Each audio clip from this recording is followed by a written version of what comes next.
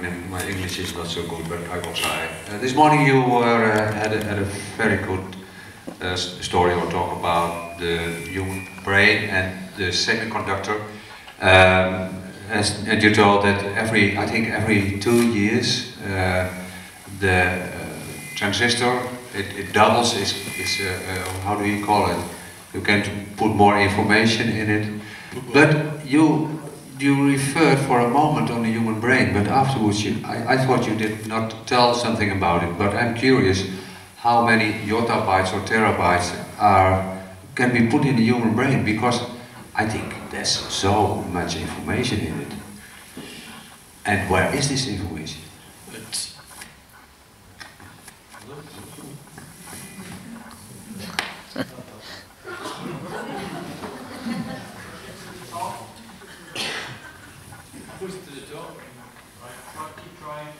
Hello.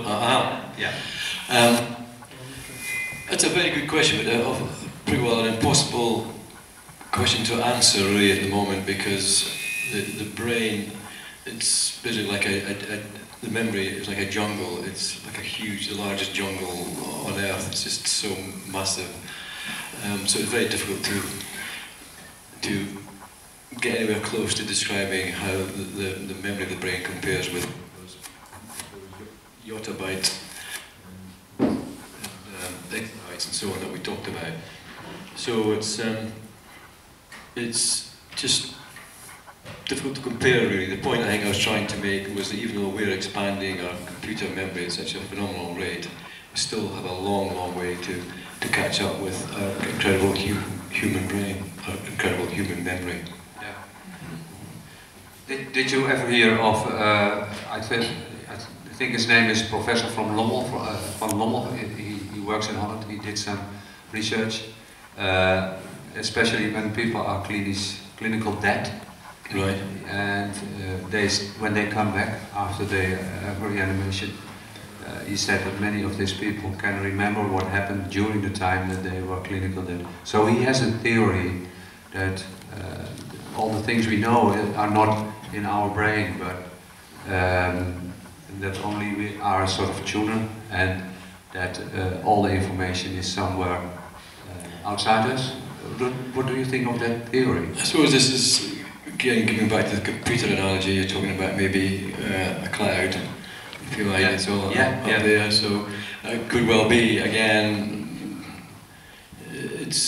you're getting into the huge realms of collective memory, collective conscious, unconscious, etc. So it's a huge, difficult subject really to explain, but it could well be. It's, I suppose, like again another computer analogy. You've got your computer and you've got an attached hard drive that's attached to it. So there could well be attachments to the human memory. Yeah. Okay. Can I say something? Thank you. Yes. See if it works with me. Yeah, the microphone works.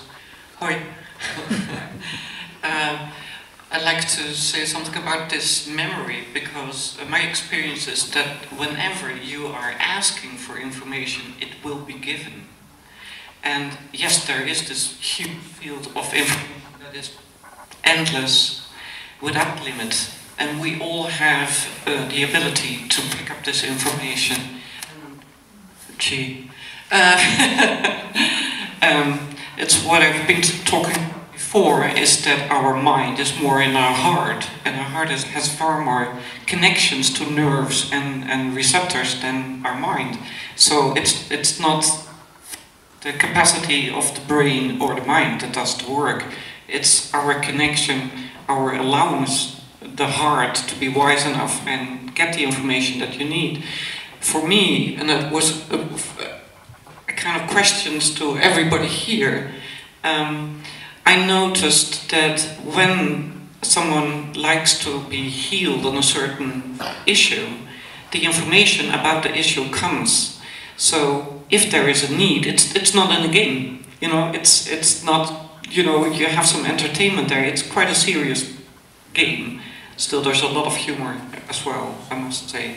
But the thing is you were saying about negative energy about your house. I was taught that negative energy there is no negative energy, there's only energy. So we label it in a certain way, make it black and white. Of course, there are a lot of horrible things going on because we experience them as being painful and horrendous because that's how our system was constructed. But we are not able yet to really conceive where it is about, where negative and positive is about. So that's the information that's coming to us now.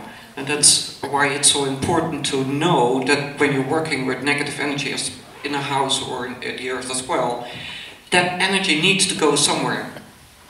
And you can lower it, higher it, but it needs to go somewhere. So you cannot say, I don't want it here. You have to work with it, and that's essential, I think. But if anybody likes to say something about this black and white thinking and what to do with negative energy, please do, because it would... It's not about negative energy, it's just about this Marlborough College, because I'm a local, and a lot of the students here used to come to me for readings and things, because I do like astrology and things.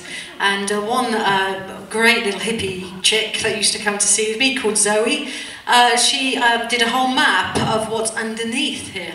Yeah, because they don't get wet going from building to building because the college owns lots of land here. There's a tunnel system under here, and she took a picture of a fire engine, an ambulance, and massive storerooms beneath this whole complex that go right to the Sun pub and the library the other side of here. So you know they're looking into what you were saying, Simon, about, you know, anything that comes, these kids, they're pretty unique. They're safe here. And just up the road, you have a pub, and it's called the Green Dragon. Have a look down the side of the Green Dragon, because there's openings that take you through the tunnel system. So another ex of mine and me decided we'd go down to the tunnel system. And within, no joke, in about 5 minutes, we were aptly arrested and saying that we couldn't go in the tunnel system. So yeah, spent the night at Swindon police station. Saying we were investigating, you know, the new law and order. Whoops!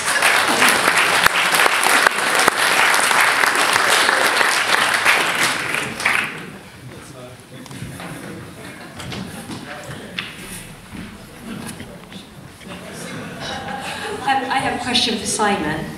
When you did the This Morning programme, you said that they wouldn't let you show the picture of the reptilian. Why was that?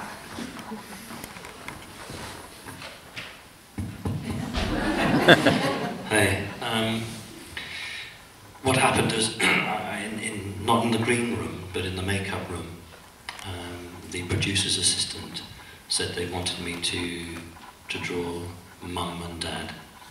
And they had to go to the art department to get the crayons, the colours.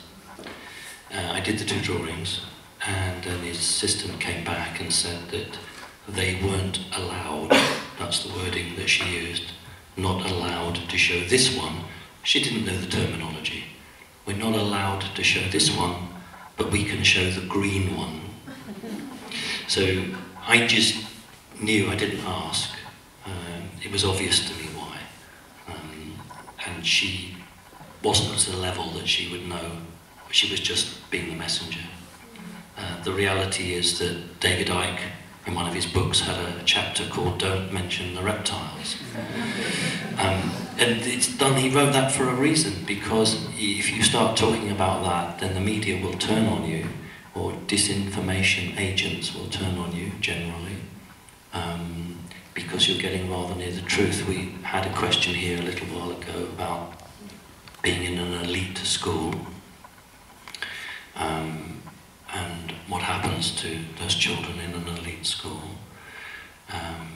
And Alex Collier did some very interesting work regarding missing children throughout the world. And Dean Andrews did some very interesting work on missing children. And the faction of the reptilian culture has an awful lot to answer for in terms of missing children. So it's a subject that people in power really don't want to talk about. And I think they felt that if they'd shown that picture, then they would have got in serious trouble. So they didn't give me an answer as to why. but I think you know why. Okay.